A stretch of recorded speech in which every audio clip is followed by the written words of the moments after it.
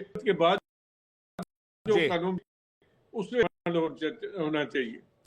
Basically किसी को भी आसानी से टारगेट किया जा सकेगा और ये कानून वहां के लोगों पर थोप दिया गया है। ये दो चीजें अभी तक के डिबेट में निकलकर सामने आई है। वीके दत्ता सर, इस पर आपका रिएक्शन चाहेंगे, उसके बाद मैं कुलकर्णी सर आपके पास आ रहा हूं। देखिए, ऐसा है, जब भी कोई कानून या एक्ट पारित होता है, उसका पार्लियामेंट में डिबेट होता है, ऑपोजिशन के व्यूज लिए जाते हैं। अपर लोअर हाउस में हमारे यहाँ जब तक वो पारित नहीं होता, आप उसको एक्ट नहीं बना सकते हैं। अगर आपने एकदम प्रस्तुत करा कोई सीनेट के अंदर और उसको जरदारी साहब ने साइन कर दिया, तो ये पक्का दिखाता कि टोटल डिक्टेटोरियल एक्टिविटी चल रही है। ये किसी को पीछे से जो जबरदस्ती काम करवाया जा रहा है। तो इसके अंदर ना अवाम का डिबेट है, ना ऑपोजिशन का डिबेट है, ना मीडिया वालों का डिबेट है। ये जिसकी मर्जी आई उसने कानून बना दिया और आपको स्ट्रेंगुलेट कर दिया। लेकिन मुझे उम्मीद है कि वहां के नागरिक और वहां का मीडिया इसके बरखिलाफ एजिटेट करेगा और इसको अमेंड करके जो सही तरीके से एक फ्रीडम ऑफ स्पीच होती है उसको कायम रखा जाए पाकिस्तान में, अगर वो डेमोक्रेसी है। अगर वो डेमोक्रेसी नहीं है तो कोई फर्क नहीं पड़ता। वो तो हमको वैसे ही मालूम है कि वो एक पाकिस्तानी फौज ने मखोटा लगा के आगे पीछे से हुकूमत चला रही है।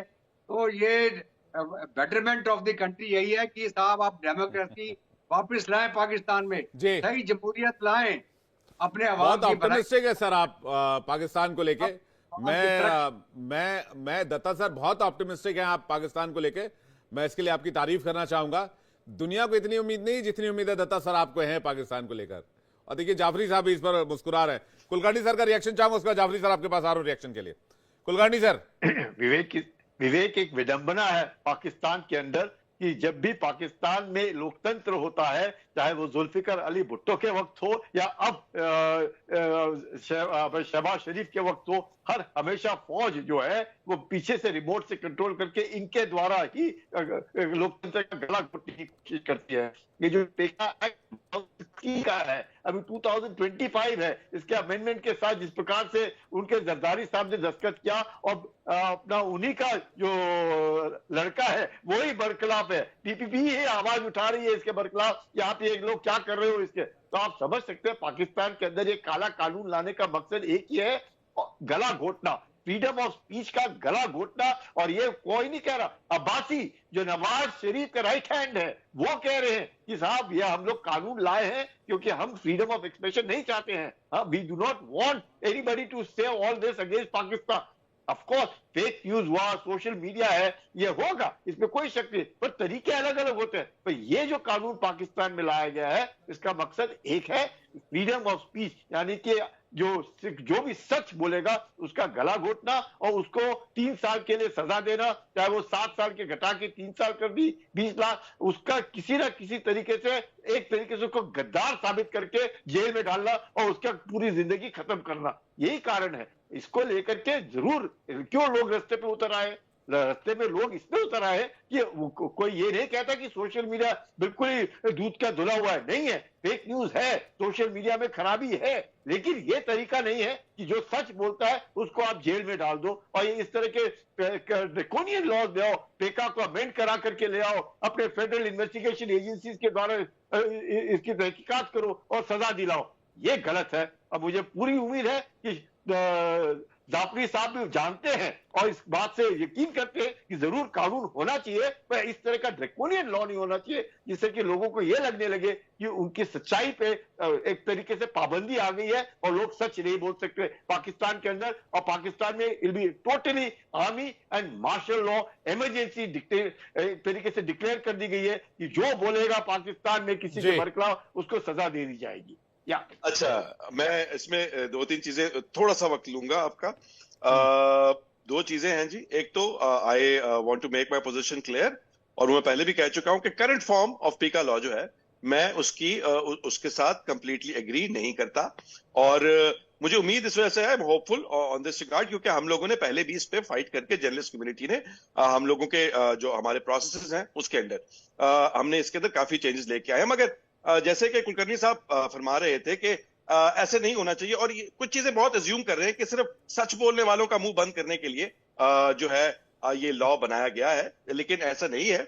कहीं भी पर किसी भी जगह पर भी जो भी हुकूमत में हुआ करता है वो किसी भी किस्म के लॉ को अपने फायदे के लिए, अपने मकसद के लिए एक्सप्लॉइट किया करता है, वो चाहे कोई भी मुल्क हो। पाकिस्तान उसके अंदर कोई एक्सेप्शन नहीं है। मगर जहां पर कहीं पर भी आप किसी बैड प्रैक्टिस को रोकने के लिए पनिशमेंट का, अगर आप फिलोसॉफिकल थोड़ी माजत के साथ अगर आप निकाले उसका बेस, तो वो ये है कि एक डेटरेंट क्रिएट करना होता है। सजा का मकसद एक खौफ पैदा करना होता है जिससे लोग बुरा काम करने से रुक जाएं। तो अब Pakistani legislation, Pakistani society is battling and trying to figure that balance out.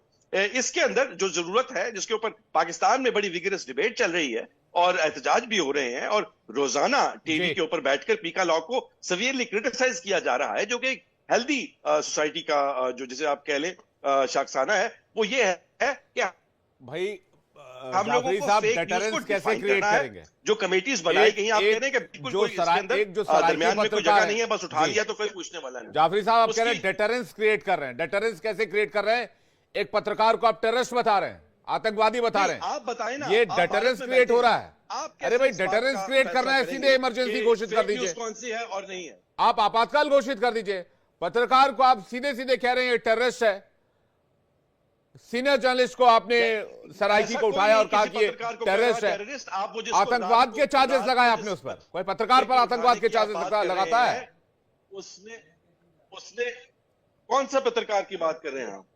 किसके ऊपर पत्रकार के ऊपर चार्जेस लगे हैं एंटी टेररिज्म के? आपको अगर नहीं आप पता है? सदीक जान की बात कर रहे हैं तो 2 दिन के बाद सदीक जान बाहर भी थे और उसके ऊपर पूरा मजाक उड़ा। तो पाकिस्तान के अंदर लीगल फ्रेम्स और पाकिस्तान के अंदर लॉज, पाकिस्तान के प्रोसेसेस ऐसे हैं कि वो बाहर आ गया। और ये भारत की तरह राजेश नहीं है, लियाकतपुरी जहां का पर क्या 2022 कहेंगे? और 2020 से राजेश लोग अदालत से लियाकतपुरी रिहा होने के सराइकी। बावजूद पड़े हैं।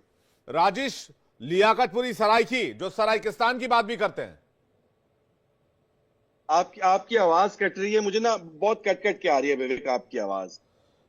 मैं राजेश आपको मेरी आवाज आ लियाकतपुरी रही की है? बात कर रहा हूं। इसकी न्यूज आपने सुनी होगी, जो सराइकिस्तान की बात करते हो, तो उनके हवाले से हमें पता चला कि आपके मुल्क में कोई सराइकिस्तान भी मांग रहा है। पाकिस्तान के आप अगर आप किसी